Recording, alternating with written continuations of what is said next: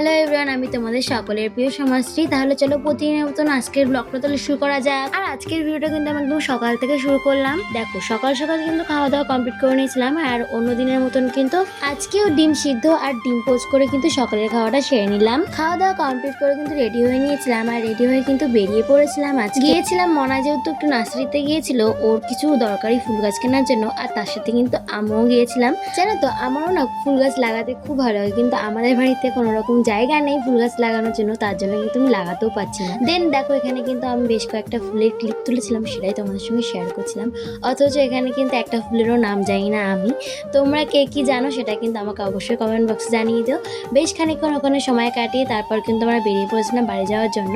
আর তো আর বাড়িতে আসার সময় একটা সুন্দর দৃশ্য আমার চোখের সামনে আসে, তাই ভাবলাম আমি তোমাদের সঙ্গেও একটু শেয়ার করি। দেখো এই ব্রিজটার উপর থেকে কিন্তু আমরা যাচ্ছিলাম, আর এদিক থেকে দেখো কত সুন্দর লাগছে না নদীটা। আর যে নার্সারিতে আমরা গিয়েছিলাম সেটা কিন্তু অবস্থিত ঠাকুরনগরে, আর এই ব্রিজটাও কিন্তু তারই আগে পড়ে, কিন্তু জায়গাটার নাম অ্যাকচুয়ালি কি আমি সেটা কিন্তু জানি না।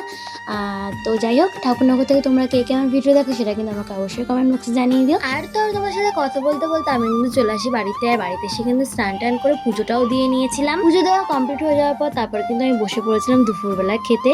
আর আজকে দুপুরবেলা আমাদের বাড়িতে হয়েছিল ডাল, আলু ভাজা, আর কিন্তু হয়েছিল চিকেন। যাই হোক, আমি যতক্ষণ খেয়ে থাকি তোমরা যখন লাইক, কমেন্ট, শেয়ার, সাবস্ক্রাইব করো। তাহলে আজকের মতন আমার ভিডিওটা এই পর্যন্তই, দেখা হবে পরবর্তী ব্লগে। তো সকলকে টাটা, বাই।